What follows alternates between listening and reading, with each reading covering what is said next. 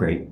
So I'm just going to greet everybody and say welcome. I can see people are coming in large numbers. So we'll just give people a second to log in. This is a fantastic audience and a really wonderful set of speakers that we're going to introduce in a little bit. But my name is Ollie Ben. I'm the Director of Philanthropy and Social Impact for the Jewish Community Foundation here in San Diego. It is 11:02 a.m. in San Diego. It is, I believe, 9:02 p.m. in Israel right now.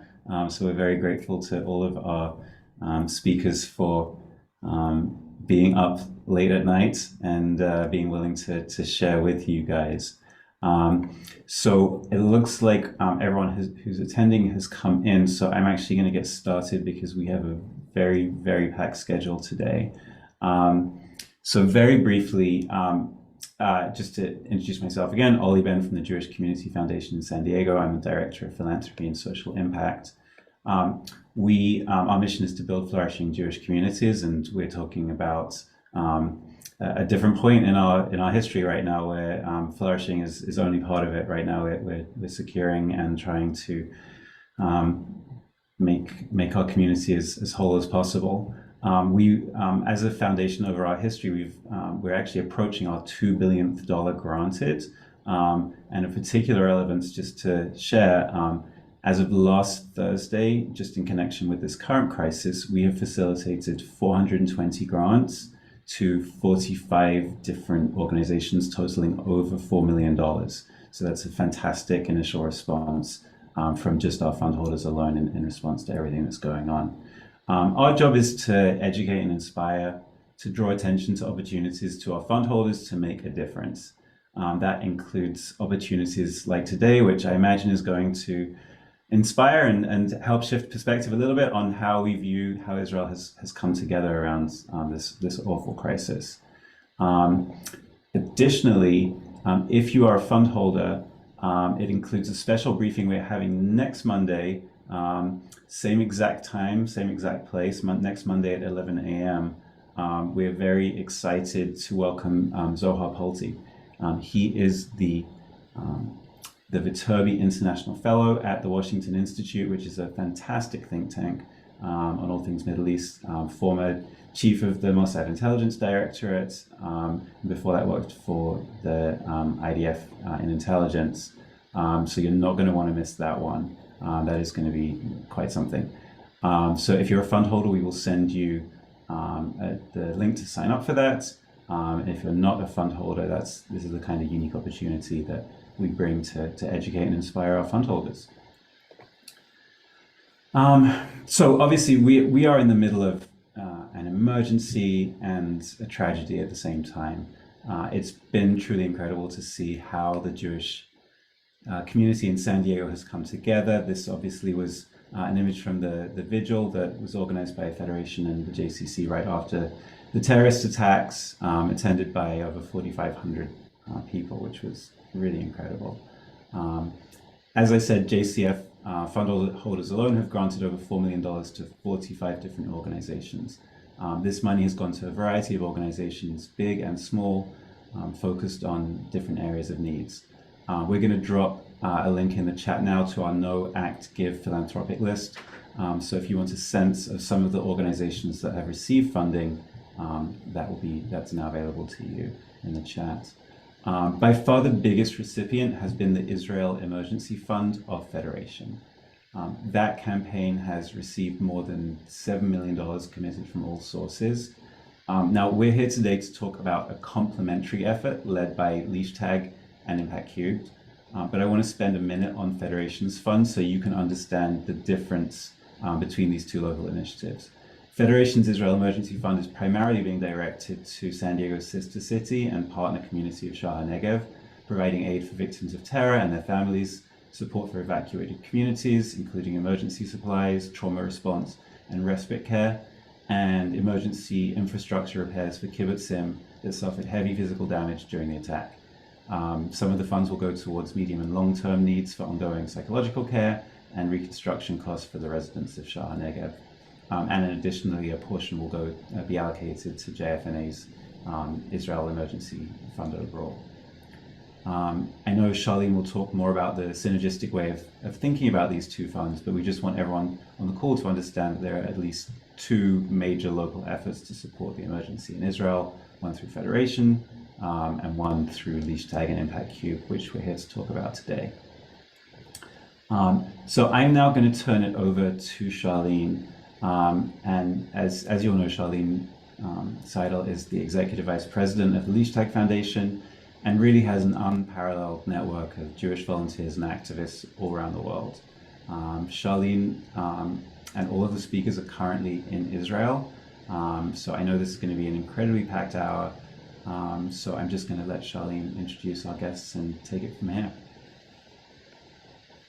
Thank you so much, Ali, and thank you all, Beth and Charlene, great name, by the way, and Jeremy, and everybody at the Jewish Community Foundation for asking us to facilitate this webinar where, as Ali said, you know, this is a crisis of incredible magnitude, and there are many, and the response is appropriately of equal magnitude.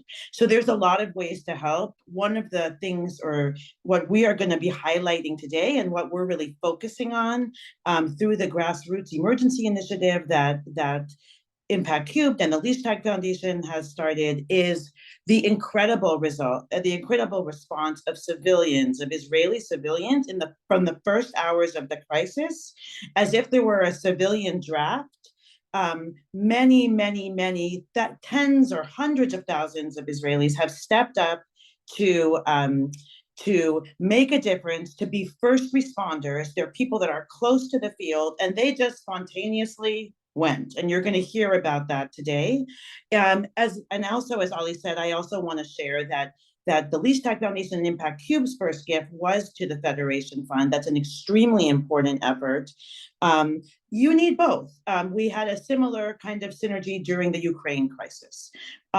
You need the bottom up, the first responders, the pop-up efforts that are close to the field, that can really turn on a dime, and the needs here change on a dime. They change by the minute. I'm going to get into that in a minute. And kind of the extremely trusted people, some of whom you're going to meet today, that are the startups, and you know, they're not going to be focusing on the longer term infrastructure like for years and years to come. They are now like just meeting needs as they come.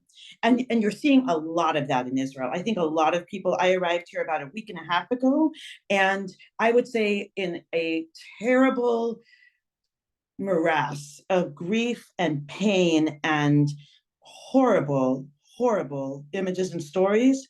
The one point of light is this incredible civilian response, the volunteers that are working 24/7 in many different areas.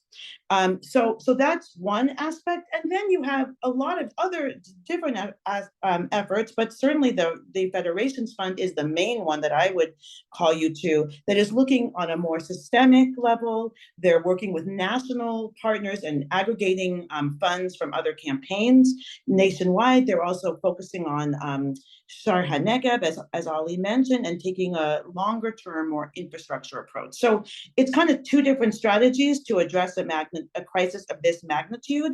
And it was important for me to clarify, because I've gotten some questions about that. The needs are changing so rapidly. We've been thinking about how do we keep donors and community members and people that want to be involved informed about the needs. And so what we're going to be doing, and this is kind of our first effort at it, we are very closely involved with the field of grassroots civilian social entrepreneurs. I've been here, I've been to a lot of these places now for the last 10 days. And they do change by the hours. Every week or 10 days, we're going to be identifying 1 to 3 priority needs as identified to us by partners on the ground that are very, very close to the field, that like need help this minute, and that will immediately be put to use.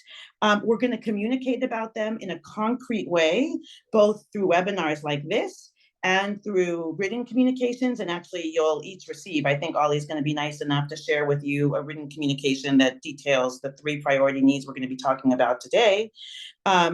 And people will have the ability to give, to be part of this, just like with our Ukraine fund. We are actually advancing funds. So if you tell us that you want X amount to go to one of the efforts that you hear about tonight or another effort, we'll advance it and then be able to meet the need tomorrow, because that's how fast these needs are coming up. So the three priorities that we want to talk about today for you in San Diego. Number one, we're going to get an update from Amos Pikel from the Forum for Hostages and Their Families, and we feel this is top of the list. This is life and death. There's a Jewish, mitzvah of Pidyon Shuvim, releasing the captive. It's one of the most important. I remember learning about it in Jewish day school, thinking about it very abstractly. Now here we have this opportunity to do this mitzvah, and Amos is going to start us off by giving us an update on the hostages. And what the situation is around the forum that has gathered of 1,500 volunteers across sectors. Then we're going to talk, the second need area is the needs of the evacuees, the short-term right now needs of the evacuees, housing needs. There are 200,000 internally displaced people, refugees within the country of Israel. Nobody's talking that much about it in world media, but 200,000 and counting from the south and the north. We're going to hear about a couple different efforts around that. And finally, we're going to hear about the third need, which is the needs of the bereaved. We have more than 1,400 people that lost their lives in the massacre and counting. And there are massive scale of funerals happening now, of shivas happening now, of quick organization, and you're going to hear about how an incredible volunteer effort is supporting all that. So I don't want to waste any more time. I want to immediately go to our first guest, Amos. Amos is a businessman with a very impressive consultancies and boards that you serve on and all different kinds of companies. But now you're, I think, a full-time volunteer focused with partners on the needs of the hostages. And you're going to give us a short 5 or 6 minute update on what you're doing. One more thing, I want to encourage you to put questions in the chat. We are going to try to leave time at the end for questions, but please put questions in the chat. I'll be paying attention to that, and I'll be trying to work in questions as much as I can. Amos.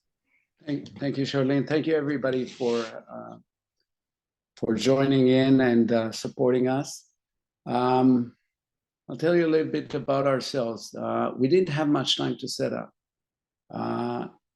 Within 3 days after the events of after the attack of October 7th,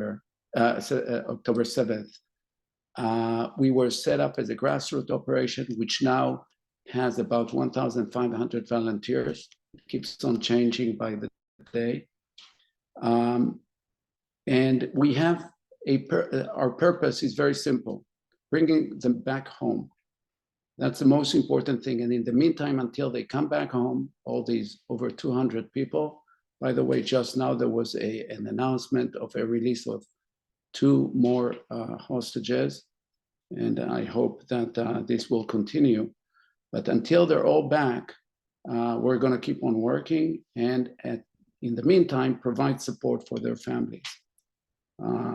And that support has a few ways, which I'll explain in a minute. The strategy of bringing them back home is quite simple. It's through international awareness and pressure on relevant governments in many ways. And the relevant governments are not the government of Israel. They're actually the governments hosting and supporting Hamas and over there. And that's mainly Qatar and Turkey. To a certain extent, there's some ties between Saudi Arabia and Egypt and Hamas, and they may help as well. But this is where it's focused. But in the meantime, we're keeping awareness, international attention in all means, by all channels, in order to make sure that this remains an issue that nobody goes to sleep without thinking, what are we doing for their release? The organization was set up very, very quickly. And this is a part of what happens in Israel with civilian volunteers that are popping up and setting up very impressive operations within day, very functional. And it has dedicated teams in all relevant disciplines. And when I say that, we deal with the support for the families, which includes both support for their immediate needs. Some of the families, their lives have been destroyed, and also psychological support. And that's what we're doing for the families all the time. They know that there's a place that somebody will care for them at any given time. In addition, and as I understand it, sorry, Amos, you were actually approached by a couple of the family members, like your group, right, to kind of start this forum a few days after. They're involved. Yes. They're very Immediately thereafter, two families actually turned to a crisis management expert in Israel, and they thought about the strategy of how to bring them back home, and they set up the relevant teams with the relevant disciplines, and that includes everything that you can think of in this sort of uncharted territory for many people. And it includes medical teams headed by the head of public health in Israel, Professor Hagai Levin, that are dealing with collecting their medical files of the hostages in order to make sure that the International Red Cross has everything and is ready to take or give them some medical treatment, medications, etc., whenever contact is made with them. There is a legal team that is put together and headed by the best international law professors, put together an opinion showing that we're talking about war crimes, crimes against humanity, and had hundreds of law professors across the world sign up for it. And they're working on applying pressure through legal action in international tribunals. So this is already happening. There's a diplomatic team of ex-Israeli ambassadors and staff of the foreign ministry, which is also working and using all their contacts, all the pressure that they can apply. There's international press team that is working in all directions. There are campaign experts, social media experts, creative experts who are doing all this work. And there's also a team of professionals who are the best experts in these kinds of negotiations to get the people free. The ex-head of Mossad and other negotiators that negotiated in the past for the government in similar situation, clearly not of the same magnitude. We're not working instead of the government, because as opposed to many other things or other things that may be out there, there's only one authority that can do anything which has, anything which applies government powers, negotiation, something to give, and that's a government. However, the people appointed by the government appear in our headquarters every day, and they get all the support that they need. This is a very interesting synergy between civil society and the government. There's a team of cyber experts from the ex-Israeli FBI, Lav 433 people, who are collecting all the video data and everything in order to create an intelligence map, in order to collect incriminating evidence, in order to facilitate the legal action, to facilitate all the pressure that one could give. And the idea is that these people need to know, these governments that support Hamas need to know, you either apply pressure and make sure that they are released, and they're released soon, and they're released in good health, or you're going to be a part of this horrible crime. You're going to be partners of murderers, of people who rape young women, of people who abduct people, of people who take children as young as 9 months old into captivity in the basements of Gaza. So what we're doing is actually you're seeing something which is a very organized chaos, I must say. It's organized in the sense that it's all thought after. There are teams that are working and are in rooms and are working very, very methodically. And there is a surge of volunteers who are serving all these operations, bringing about more stuff, more talent, more ideas, supporting the whole thing. About 1,500. None takes any payment. None. It's not hired work. It's all volunteer. We do spend money though. We spend money on supporting the families. We spend money on bringing the families in front of international leaders. There's a visit, an audience with the Pope, which is being organized. They're going to foreign governments. You know, a lot of the hostages have foreign nationality, so that's a part of the campaign of creating international pressure. We are doing all these media campaigns, such as the one that was in Times Square, in the streets of London, and all over the social networks. There's and clearly everything that's ongoing right now in terms of people serving or volunteering doesn't cost us anything, but we're thinking a little bit to the longer term. And one example of this would be psychological support, that we believe that in about 1 month, people will go back to the works, and those psychologists who are volunteering will have to go back to their clinics and make their living. So we're also, amongst the rest, just to give you an example, we're budgeting a psychological support, and there's a very detailed analysis of what is being needed. The team is already mapping out all the needs, and we do hope that this is the only thing that we will have to invest in within a very short period, and that they'll be back home very soon. And Thank you. I think you guys are wonderful, and I'd like to thank you very much for raising the attention and being so hospitable to this cause. Thank you, Amos. Thank you to you and the 1,500 volunteers. I think that it's really important for you to know that, like, the world's, you know, we in San Diego and elsewhere stand with you. This is the most important mitzvah. It's the most important thing we could be doing right now. And I'm not even supposed to, you know, really prioritize among priorities, but getting the hostages home is life and death. So we're very honored to support you through our initiative. And certainly we thank you for that privilege, and, you know, encourage others to join, because it really is an honor. So thank you. We're going to move now from the needs of the hostages to the needs of evacuees broadly.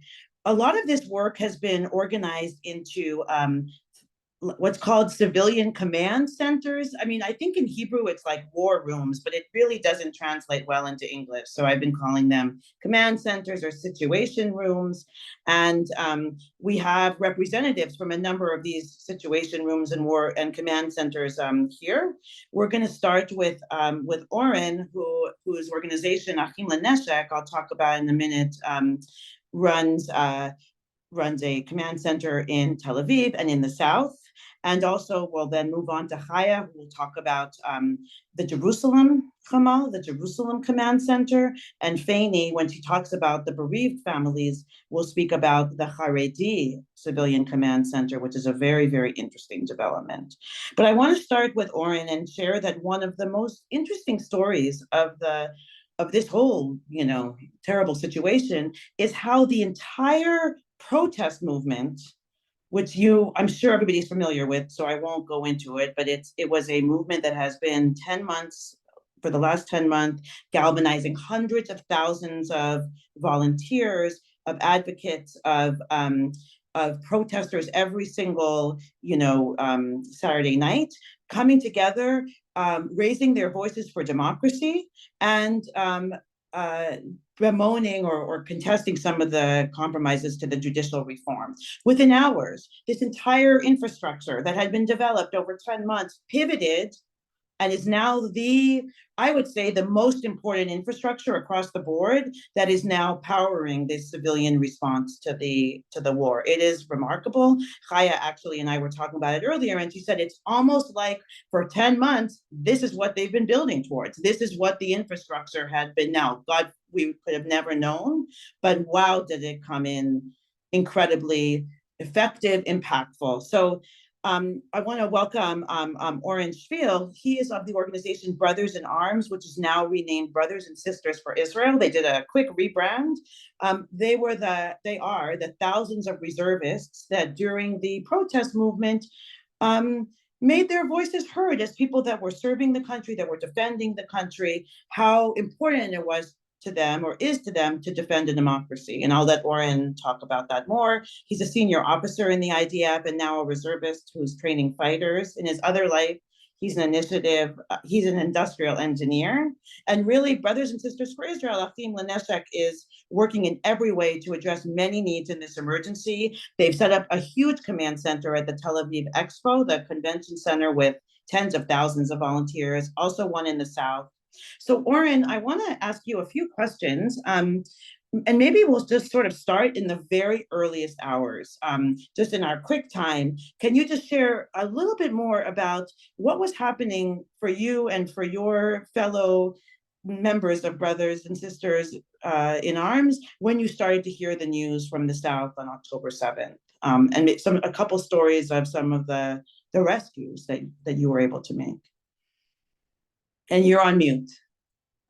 You're on mute, Oren. Oren, you're on mute. Uh-oh.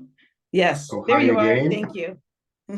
I'm a little bit tired. I apologize for that. It's okay. It's a late because hour. I share my time between my duty in the army and my role in Brothers and Sisters for Israel.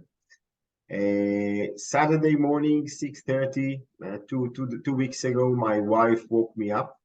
We heard the rockets flying all over Israel. I opened the mobile phone and I started to realize what's going on. At 6:30, it was only rockets on Israel, but already 7 o'clock, there were the first reports of some people crossing the Israeli fence or of Gaza. At 7:30, there was a report of some casualties in Be'eri already. Some reports the first report started to arrive. At 7:39, I have it on my WhatsApp account, so I checked exactly the minutes. I wrote a message to our people. We had back then 70,000 people on WhatsApp groups that I called everybody to go back to service. As some of you know, 4 months ago, we stopped volunteering for reserve service as part of the protest organization we are leading. So I wrote a message that we have to go back to service.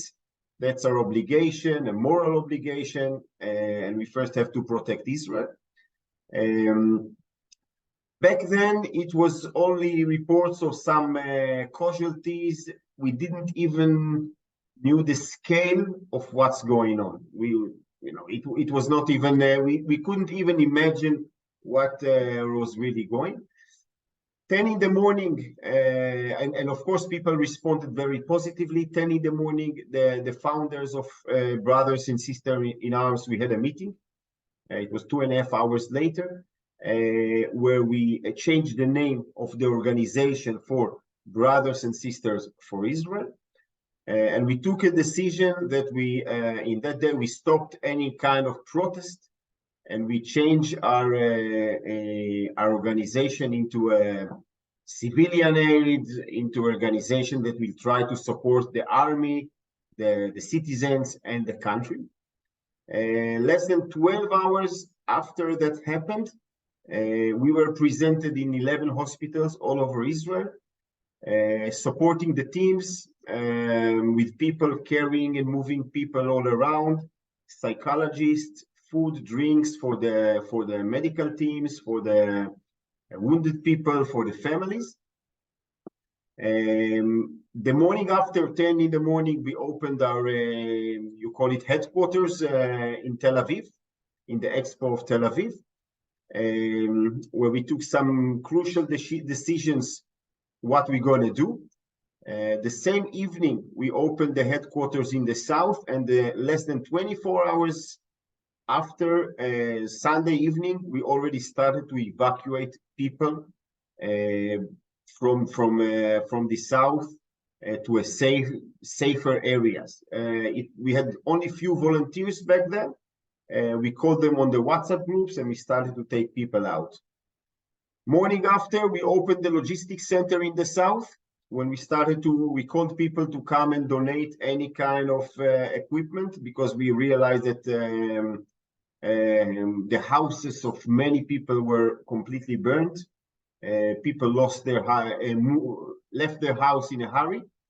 And we already started to push equipment and help to the people there. So all in all, within 24 hours, we understood the situation, by the way, much earlier than the army, much earlier than the government. While most of us were called for duty in the army, Sunday morning, I left home to the army. And we already started to these areas of the country. Should I continue what we are doing now, or it will be later? Yeah, I think, why don't you talk about like 2 to 3 of the highlights that what you're doing now, and then and then talk about the evacuees you're supporting specifically. Okay, so we focused on a few activities, evacuating people from the south, supporting the people who left with all their needs, citizens and military units. We opened in Tel Aviv a center of missing people. We brought the sharpest minds we have in Israel, about 800 people working in 2 shifts of 400 people, with the latest technologies of AI, trying to track people and to get any kind of information of the missing people, either location, status, and we brought the latest technologies trying to track their digital signature, looking for social networks, trying to get information about them. That was very impressive effort. We handled all the information to the Israeli Shin Bet. I think it's like the sort of FBI in the States, and to the army. We gave them all the output. As I said, mainly a lot of logistics, evacuating people, and 2 days after, we start to help farmers in the south, because we understood if we will not help them to maintain their farms, especially large kibbutzim and villages, Israel will suffer from a lack of dairy products, vegetables, fruits in a short while. So we started to send a lot of volunteers to the south. At the moment, we have also headquarters and supporting teams in Eilat and around the Dead Sea, where there are a lot of evacuees from all the villages and the cities around Gaza. All in all, every day there are 15,000 people. I cannot say working, because they're all volunteering in Brothers and Sisters for Israel in all these efforts.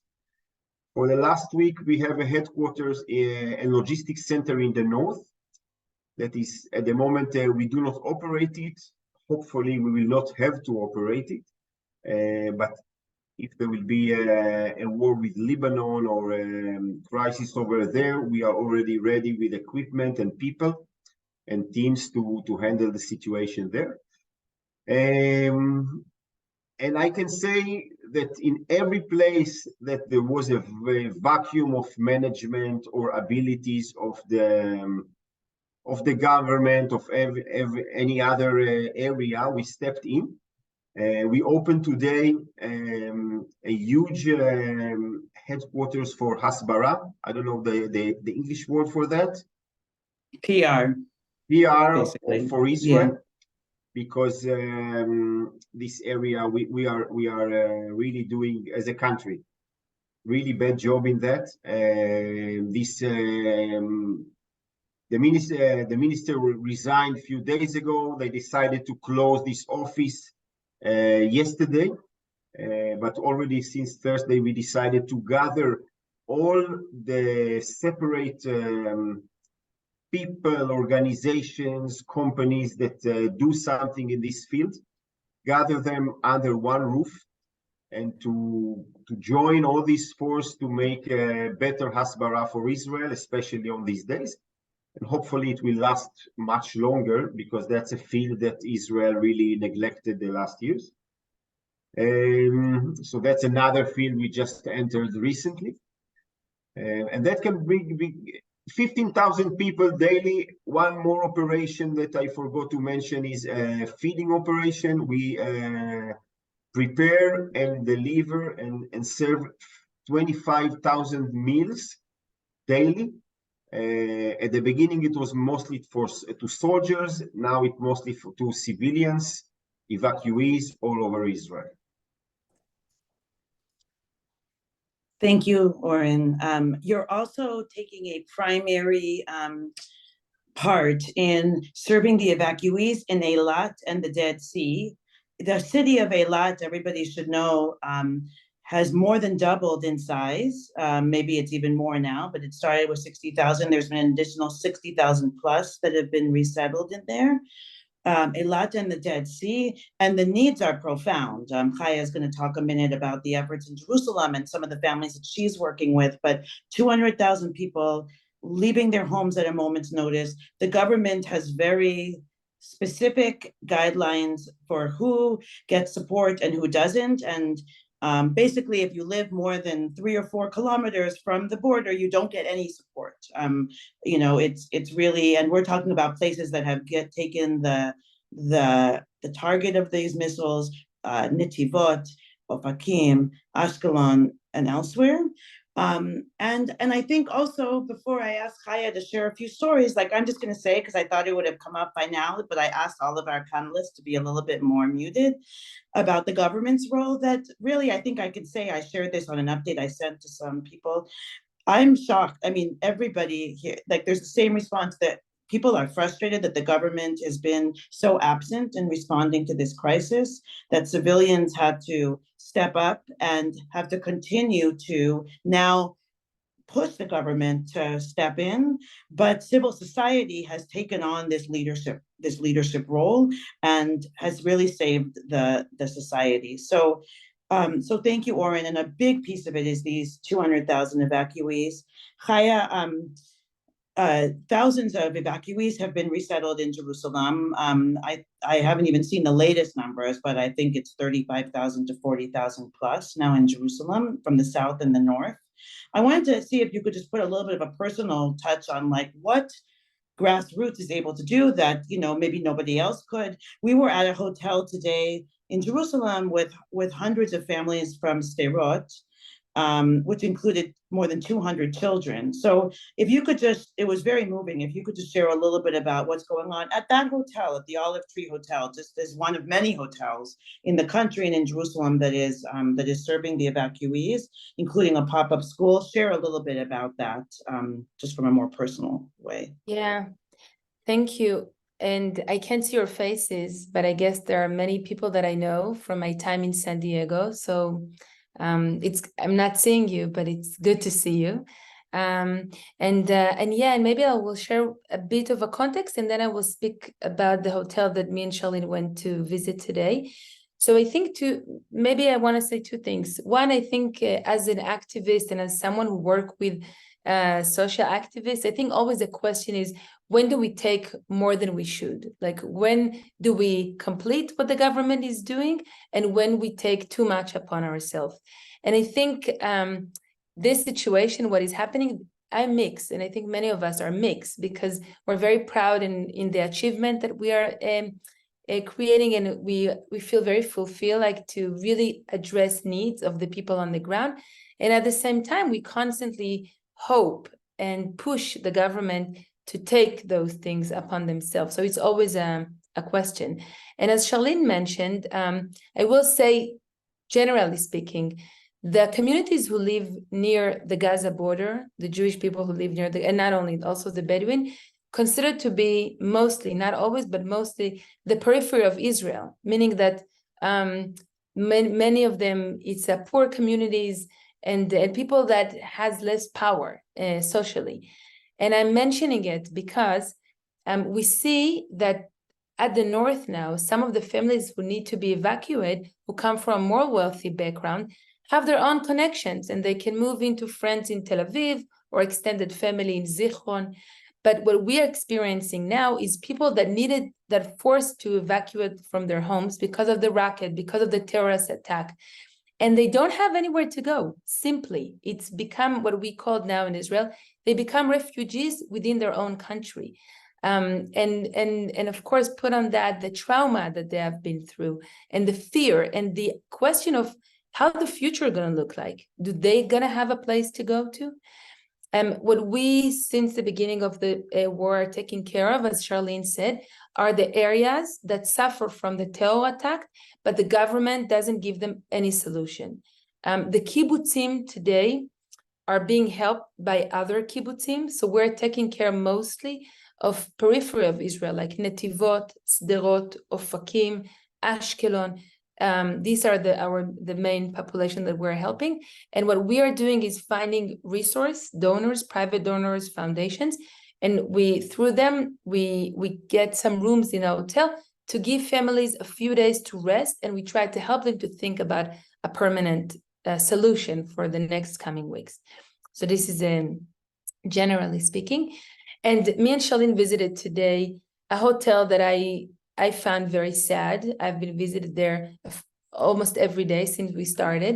The town of Sderot, maybe some of you visited there. They have a beautiful community, very warm, very family oriented, like everyone knows each other. But they every time there is an operation or a war, they get like a lot of rockets. And what we did is let the government help them to be settled in a hotel. But the government helped them to be settled, but there is no holistic solution to the people there. So when you enter, you see adults that are wondering, and some of them are crying, and some of them are looking for solutions. You see youth that it was disconnected from their community, from their home community, don't know Jerusalem, don't know where to go, and full of fears. And you see kids that are wondering. So it's a very sad place to be at. The beautiful things that are happening thanks to the civil society, and again, the demonstration movement in Jerusalem, that they open type of like a alternative school for the kids, for the young kids, and for in ages of elementary school. And what they do is created a curriculum that is involved learning, but also emotional learning. So this is something that is happening at the hotel. One of the things that happened for the people there, that laundry, no one can do their laundry. And they came and they needed a solution to it. An amazing Haredi person who lived nearby stepped by the hotel, realized that this is a situation, and brought hundreds of Haredi women. Each one of them went back home with a bag of someone from Sderot to do the laundry and came back.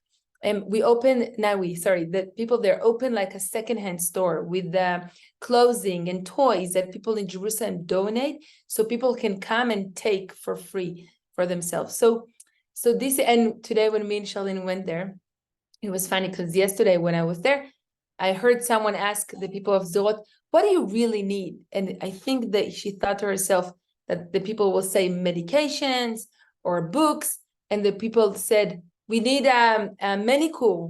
Charlene, how do you say it in English? Lac gel, like a gel manicure. Yes. Yeah. And it was so and we said, okay, great, let's do it. And today when we came to the hotel, 2 women, professional gel manicure, gave that service. And I found it beautiful that people, even in their lowest point, want to feel human, doesn't want to feel like refugees. So this is what is happening now. I think that's the beauty of like supporting grassroots efforts, right? We were talking earlier about why support the grassroots and support like these larger scale. The grassroots efforts, especially at the beginning, are able to be very targeted in their approach and really know their customer, so they're able to see the human. Not that others can't, but it's like every single person is seen as an individual. And at least at this point, that is what's needed. It's an all hands on deck kind of a thing. I just want to point out, and then I think I want to turn to Fanny because I don't want to run out of time. And please do put your questions in the chat. But just in terms of how needed these resources are, you received a call, Chaya, when we were at the hotel about a whole group that needed accommodations. They actually needed, I believe, an extension to their accommodations for another few days because they were coming, I think, from Ashkelon, which has really been besieged with rockets, and there were many, many children. We had just received a notification yesterday from a donor to this initiative that they were going to give a certain amount. As I mentioned before, we're advancing the funds, and so you were able to immediately use those funds in order to extend the hotel. I think that's another part of the grassroots, that it can be quickly sprung into action, not for necessarily the long term, but as the first responders has that ability. So, so I want to just move to sort of the third need that we're going to talk about, and I hope everybody feels like you got a taste of the many, many priorities. We're going to be doing this often because there will be continuing to do priorities, but it's a very important one. Fanny Sukenik is an amazing Haredi, ultra-Orthodox social entrepreneur and activist, known her for a long time. Fanny and thousands of Haredi volunteers, mostly women, I believe, sort of have been working since the first hours. They also put together one of these civilian operations centers and are working directly with bereaved families and with the families who are holding funerals, who have lost loved ones, who are sitting Shiva, often in places that are not their own homes because they're not in their homes. And most of them were struggling to make ends meet when it started. So Fanny, can you give us a sense first maybe of quickly of how you got organized, but then delving into the numbers and what you're doing in about 7 minutes? You can do it. Hi everyone. For us it's good night, good morning to you, I guess. My name is Fanny Sukenik. I'm from Jerusalem. I am a social activist that works within the ultra-Orthodox Haredi society here in Israel. And I think that we were all under the rockets here in Jerusalem also on Shabbat, Simchat Torah, and we didn't really understand what's going on because we keep Shabbat. We didn't know everything was going on. But as long as the hours came and we started seeing people, soldiers are going to the army on the streets, and we started understanding that something very bad is going on with our state and our people. At Motzei Shabbat, I looked at my smartphone and I said, well, listen, I was shocked. I was really shocked, and I said, 100 people died. I mean, I was shocked. That was the number on when we opened our phones after Shabbat.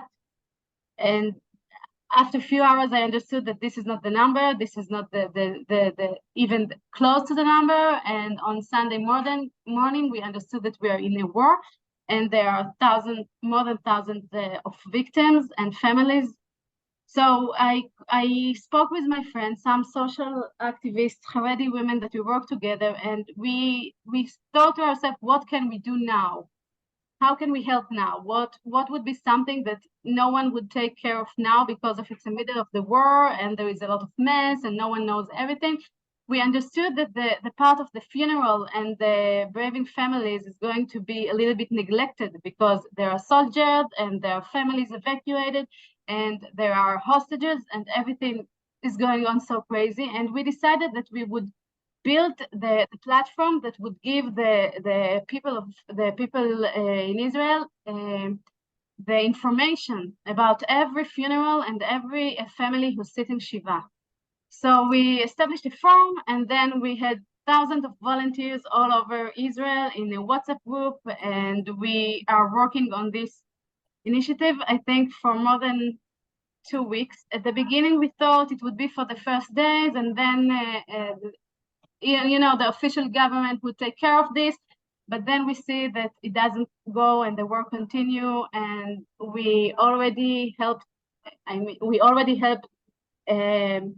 hundreds of families. We had thousands of volunteers in our WhatsApp group. We have 30 people, mostly Haredi women who works in shifts on this project. Me, myself, works on this project, I think 20 hours a day.